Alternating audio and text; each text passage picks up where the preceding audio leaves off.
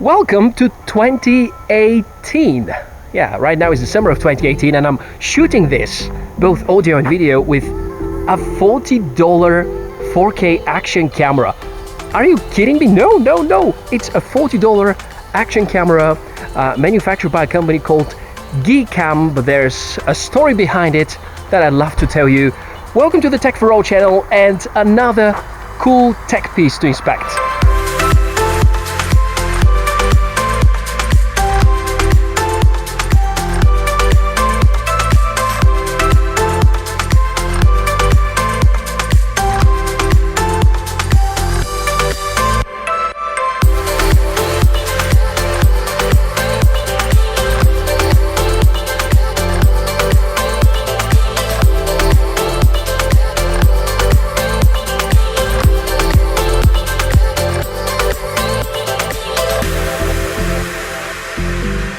GeeKam is another brand that we can see slowly getting popular. The main strength of the K3r is the price, about $40 US, which is quite unbelievable. Of course, if you're in a region different to the United States, the price may be in euro or British pounds and may have slight deviations, but the cam remains quite cheap compared to almost anything that is good for shooting at 1080p. Since the price is low, although the title says 4K, you're going to hate me if I shoot the video mostly in 4K, and we will talk about why and explore the resolutions and the overall performance. Well, that has been a smooth start, and I'll keep on talking so that you can hear the microphone quality. There are some background noises like a car nearby. No birds today, which is a bit weird. It's quite a sunny, quiet day, no wind. So I guess these are the perfect conditions for recording with this omnidirectional microphone which is embedded in the GeeKam. This camera is an Eken model under disguise, and the fact the picture is so smooth is because of a gimbal. So right now, yes, I'm using a gimbal.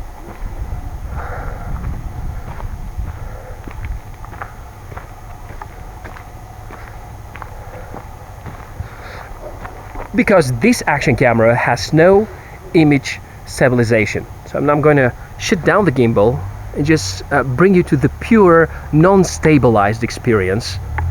Oop. Okay. I'll try to hold it as steady as possible.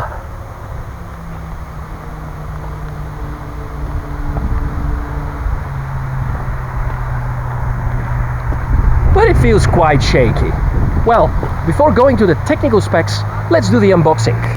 Having a look at the marketing side is always interesting, and the packaging is the main pillar for getting the right idea of what we are dealing with.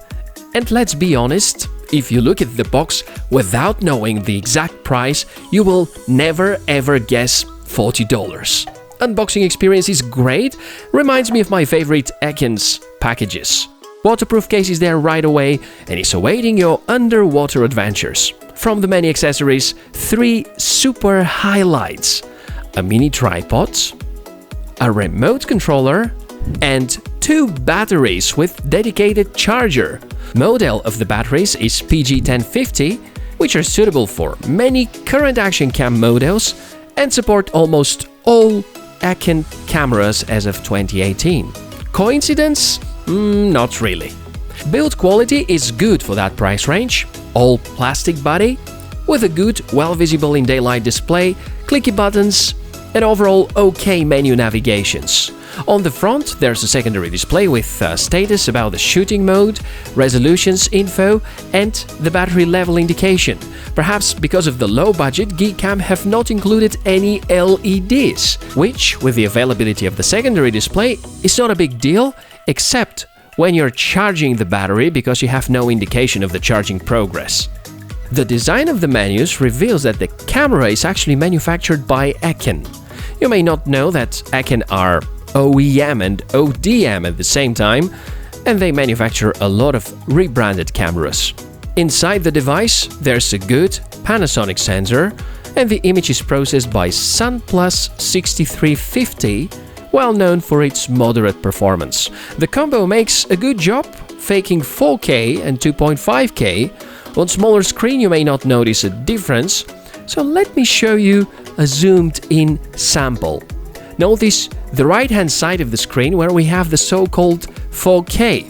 The compression is not H.264, it is MJPEG or Motion JPEG, which is far worse than the H.264 encoding because of the noise and the artifacts that become more visible. This is not a reason to worry about, as there are many more expensive cameras using the same chipset. The sensor, though, is superior to most of these models, despite the lower price. The functionality of the camera is somewhat limited from the firmware features. No time-lapse video, there only is time-lapse photo option. Not terrible, but requires some post-processing for getting a video out of it. Resolution control is easy, not much of slow-mo. We have 60 frames per second on Full HD that lets you slow down 2 times if the clip you produce is 30 frames per second, and there also is 720p, which looks rather bad for 2018. If you watch it from a smartphone, the quality looks to be a bit more acceptable. Displayed on a 4K monitor, you'd prefer to watch something better. There's no car mode, no RAW photos, no color presets. There is Wi-Fi though, and the app is fine. Lets you adjust the settings, takes videos and photos, and transfers files. We can conclude that this camera ticks quite many boxes at that price range. Photo mode offers the basics, with nothing too spectacular, and unfortunately no option for long exposure. I was surprised to see a good and short focusing distance. Usually action cams require around 50 centimeters to have the objects in focus, and this footage is shot at about 20 centimeters away from the grasshopper, and it is not defocused. The battery life is sort of alright, nothing extremely great, and around 40 to 50 minutes of shooting and playback are achievable. Non-stop recording with the screen off in Full HD will record for around 60 minutes. The parts of the video where the footage is stable is shot with the Smooth Q gimbal, which supports action cameras, and in fact the outcome is quite impressive. Shooting side by side with this year's 1080p Champion, we will notice where the difference of $100 is, but the K3r model still remains very attractive. The 3 main strengths: the price, it's way above everything else, the Full HD recording, which is way better than 4K and 2.5K here in terms of sharpness and detail, and the many accessories included, even a second battery and a tripod.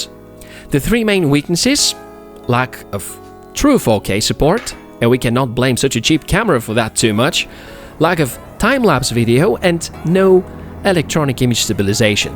At the price of $40, there is nothing that is even close to the performance of this model. Perhaps the Eken H9R, but its price is like 50% more. Unbelievable. I would have never thought it's possible to get good action camera with decent Full HD capabilities for about $40, and I hope you liked it. Should you like me to perform an additional test, just mention it in the comments below and I will see what I can do. That was it. Thank you for watching this one, and here's some more useful tech inspections you might enjoy watching. Before jumping to the next one, don't forget to hit the like button here, and I'll see you soon. Cheers!